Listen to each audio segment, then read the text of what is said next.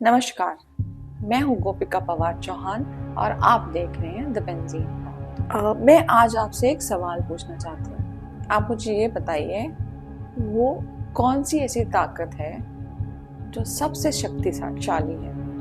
Army, पैसा, politics? वो है यूथ की ताकत, यूथ के आवाज की ताकत। जब यूथ कुछ चेंज लाता है तो वो एक सडन और एक दुनिया बदल देने वाला चेंज होता है। भगत सिंह ने कहा था, revolution is an inalienable part of mankind. क्रांति एक इंसानियत से की अभाग्य पार्ट है। अभाग्य मतलब जिसको इंसानियत से अलग नहीं किया जा सकता। क्रांति ही एक सोर्स है जो बहुत जबरदस्त चेंज ला सकती है। तो आज बेंजीन बॉन्ड में हम बात करेंगे उस यूथ की आवाज की और समझेंगे कि यूथ रिवोल्ट क्यों करता है, कैसे करता है और कैसे कंडीशंस में करता है। मैं आपसे एक सवाल करना चाहती हूँ। कभी सुना है आपने कि बेटा थोड़ा सा एडजस्ट कर लो? सुना होगा अपने यूथफुल डेज में आया। अगर आप अभी अपने यूथ में हो तो आपने अभी सुना होगा पेरेंट्स से या कभी कभी अपने बॉस से या कोई बड़े बुजुर्गों से कि थोड़ा सा एडजस्ट कर लो, एडजस्ट मारी। तो क्या क्या जवाब रहा है आपका? या क्या जनरली जवाब होता है? ऑब्वियसली कि क्यों, मैं क्यों एडजस्ट करूं, वाई एडजस्ट मारी। तो ये जो यूथ है इसकी ये खासियत है, ड्रीम्स अनलिमिटेड होते हैं और पेशेंस लिमिटेड होती है, एनर्जी अनलिमिटेड होती है, लेकिन एक्सक्यूजेस बिल्कुल सही नहीं होती। और तभी तो यूथ ही बड़े बड़े सरकारें गिरा देती है और बड़े बड़े देश बदल दिए। हम बात करते हैं एक एग्जाम्पल की, नेपाल की। नेपाल इन दिनों जल रहा है। यूथ ने रिवोल्ट छेड़ दिया है। उनकी रिक्वायरमेंट क्या थी? What was their point? उनका क्या चाहते थे? सिर्फ अकाउंटेबिलिटी। वो करप्शन हटाना चाहते थे, अपॉर्चुनिटीज बढ़ाना चाहते थे अपने देश में।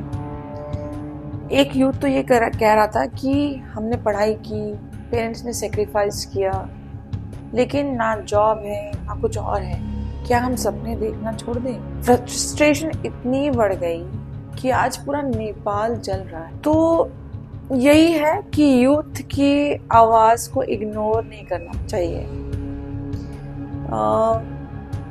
यूथ जो कह रहा है उसके पीछे का रीजन समझिए। यूथ कोई भी चीज जनरली हवा में नहीं कहता।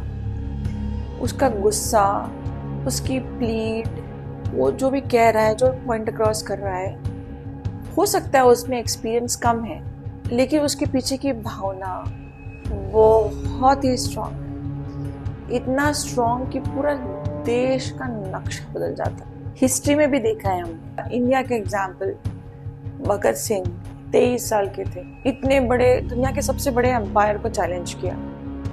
वो कहते थे कि they can kill me but they can not kill my ideas.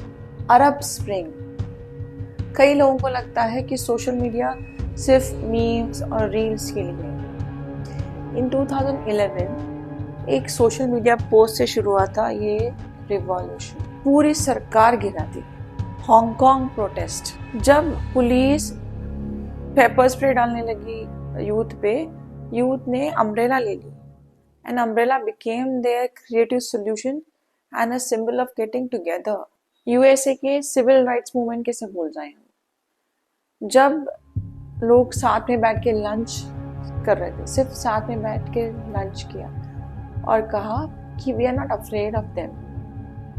And in sit-in से लॉज बदल गए, इक्वल राइट्स मिले लोगों को।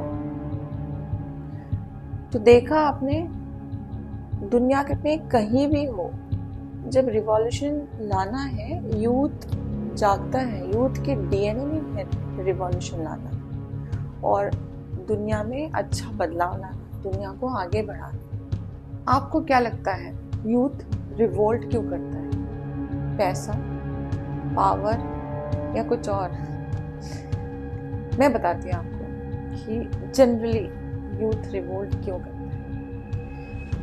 सबसे पहले अगर यूथ का वॉइस अगर इग्नोर होता है, जब उनकी बात सुनी नहीं जाती, वो पहले से इंडिकेशंस दे रहे हैं, धीरे धीरे अपनी बात, अपना पॉइंट, अपना फ्रस्ट्रेशन जाहिर कर रहे हैं, लेकिन जब उनकी बात इग्नोर की जाती है या फिर कोई इनजस्टिस होता है, जब किसी को अनड्यू एडवांटेज मिलता है, तब यूथ रिवोल्ट करने की कामना रखता है या इंस्पायर होता है रिवोल्ट करने के लिए। या तो अनएम्प्लॉयमेंट इतनी बढ़ जाए कि जो पढ़ाई की है कोई काम ना है, नौकरी नहीं मिल रही है, दुनिया में ग्लोबल कंपैरिजन हो रहा है, जहाँ पे बाकी दुनिया के लोग सीईओ बन रहे हैं, अच्छे अच्छे एंटरप्रेन्योर्स बन रहे हैं, यंग लोग लीडरशिप में आ रहे हैं और उनको अपॉर्चुनिटी नहीं मिल रही है। वो अभी भी लाइन में खड़े होकर फॉर्म्स भर रहे हैं, नौकरी के स्ट्रगल हो रहा है और फ्यूचर थोड़ा सा क्लियर नहीं दिख रहा है। या तो फिर आइडियलिज्म, जब कॉम्प्रोमाइज उनकी डिक्शनरी में ही नहीं and they stand for the truth, तब यूथ रिवोल्ट करता है। तब यूथ में एक शक्ति आती है जो पूरे देश को चेंज कर सकती है। और जब फ्रस्ट्रेशन, आइडियलिज्म और एनर्जी मिक्स होती है ना, तब बनता है रिवोल्ट।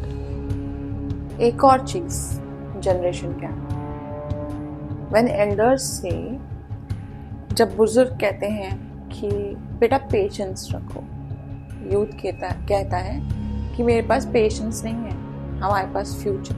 इसी क्लैश से रिवोल्ट होता है। जैसे कि नेल्सन मंडेला ने कहा था कि the youth of today is the leader of tomorrow.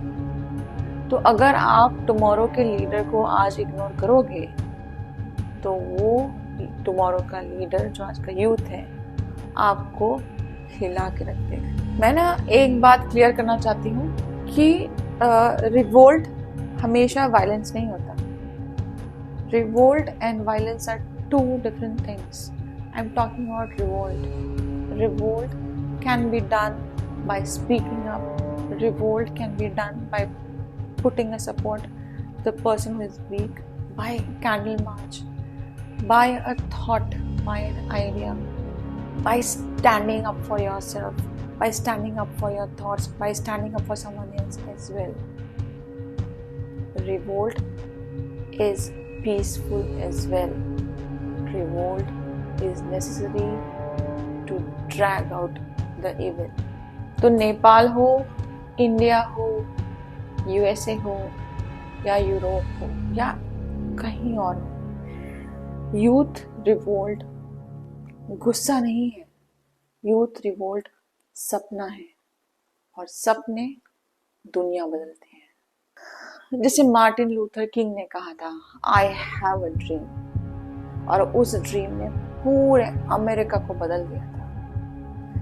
तो आप बताइए, आप यूथ की आवाज सुनेंगे या हिस्ट्री को रिपीट होने देंगे? याद रखें, यूथ की आवाज, यूथ का revolt is not against the world, it's for the world they want to create.